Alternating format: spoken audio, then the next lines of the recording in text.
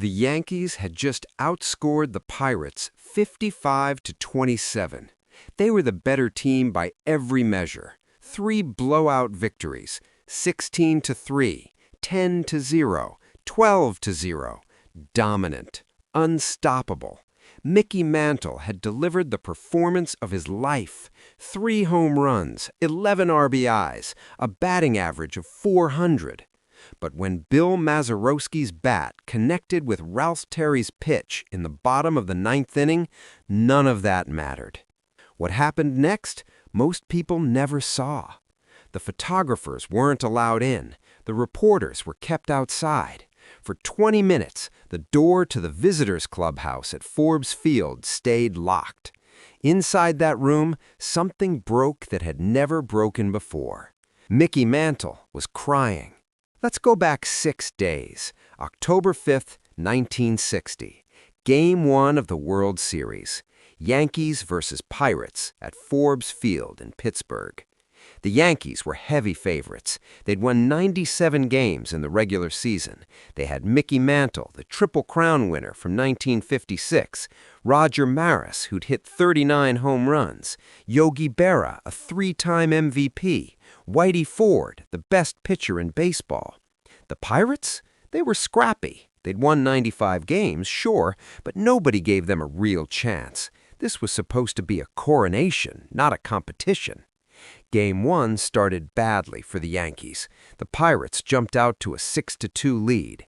But then something happened that would define the entire series. The Yankees started hitting. Mickey Mantle came to the plate in the 4th inning. Bill Mazeroski had just hit a 2-run homer for Pittsburgh. The crowd was roaring. Mickey dug in. He was batting right-handed against the Pirates starter. He crushed the ball. Not just hit it, crushed it. The kind of sound that makes an entire stadium go quiet for half a second before the roar begins. Home run. The Yankees were back in it. But they lost that game, 6-4. And when Game 2 started the next day, something became clear. These two teams were playing different kinds of baseball. The Pirates won close games, 4-3, 5-2, grinding out victories with timely hitting and clutch pitching. The Yankees, when they won, they destroyed. Game 2, Yankees 16, Pirates 3. Bobby Richardson drove in 6 runs. Mickey went 2 for 4 with a walk. The Pirates looked helpless. Game 3, Yankees 10, Pirates nothing. Whitey Ford threw a complete shutout game. Mickey hit another home run. The Yankees had now outscored the Pirates 26-3 in 2 games. This was what everyone expected. This was the dynasty showing why they were the dynasty. But Game 4 went back to the Pirates, 3-2. Another close game, another gutty performance. Game 5, Yankees 13, Pirates 5. Mickey hit his 3rd home run of the series. The Yankees were hitting everything.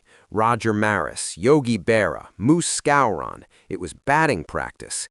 Game 6, Yankees 12, Pirates nothing. Another shutout, another demolition. Whitey Ford's 2nd shutout of the series. Mickey went 2 for 5 with 2 RBIs. Do the math. After 6 games, the Yankees had outscored the Pirates 46-17. They'd won 3 games by a combined score of 38-3. But the series was tied 3-3, because the Pirates had won their 3 games. And in baseball, that's all that matters. Game 7 was scheduled for October 13th at Forbes Field. Winner take all. The weather in Pittsburgh was perfect. Clear skies, cool October air, the kind of day that baseball was made for. 36,683 fans packed into Forbes Field. The entire city had shown up. This was their team, their chance, their moment. The Yankees started Bob Turley on the mound. The Pirates countered with Vern Law, their ace who'd won 20 games in the regular season. The game started like a heavyweight fight, both teams trading punches. Pirates scored 2 in the 1st. Yankees got 1 back in the 5th on a Moose Skowron home run. Pirates extended their lead to 4-1 in the second. Then, the sixth inning. This is when the Yankees remembered who they were.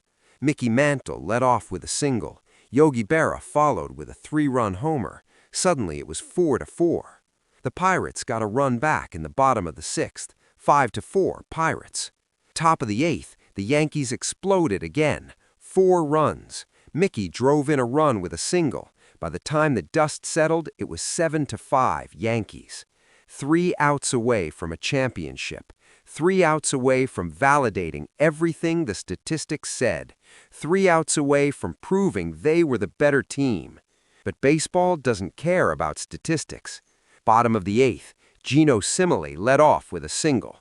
Bill Mazeroski hit a ground ball that should have been a double play, should have ended the threat. Instead, the ball hit a pebble, hit a bad hop, jumped up and struck Yankee shortstop Tony Kubek in the throat. Kubek went down. He couldn't breathe. He was choking. They had to carry him off the field. He'd spend a night in a hospital. And the Pirates were still alive. Dick Groat singled. Roberto Clemente beat out an infield hit. The bases were loaded. Hal Smith came to the plate, a backup catcher, not a star, just a guy doing his job. He hit a 3-run homer. Forbes Field exploded, 9-7 Pirates, 2 outs away from a championship. But the Yankees weren't done. Top of the ninth, Bobby Richardson singled. Dale Long singled. Roger Maris fouled out, but Mickey Mantle came through again, another single. Richardson scored, 7-9. Gil McDougald, running for Long, scored on a Yogi Berra ground out that Mickey barely beat at first base. If Mickey had been out, the run wouldn't have counted, but he was safe, 9-9. The crowd at Forbes Field was losing their minds. Nobody could believe what they were watching. Bottom of the ninth, Ralph Terry came in to pitch for the Yankees. He'd given up that Hal Smith home run in the eighth. Now he had to get 3 outs to send the game to extra innings. Bill Mazeroski stepped to the plate. Mazeroski was the Pirates' second baseman, Gold Glove defender, good hitter, but not a power threat. He'd hit 11 home runs all season. Carey threw ball 1. The clock on the scoreboard read 3:36 p.m. Terry threw again, high fastball. Mazeroski swung. The crack of a bat was different. Everyone in the stadium knew immediately. Yogi Berra in left field turned and ran. He watched the ball sail over his head, over the wall, over the ivy, 406 feet from home plate. The Pittsburgh Pirates had won the World Series on Mazeroski's walk-off home run. The first time in history a World Series ended that way. The fans poured onto the field. Mazeroski was jumping. His teammates mobbed him at home plate. The city of Pittsburgh was exploding with joy. And across the field, in the visitors' dugout, the New York Yankees stood in stunned silence. The walk from the dugout to the locker room at Forbes Field wasn't long, maybe 50 feet. But for the Yankees, it felt like miles. Outside, the celebration was deafening. Inside the tunnel, there was only silence. Mickey Mantle walked with his head down. His legs ached. They always ached. The torn cartilage in his right knee from the 1951 World Series had never properly healed.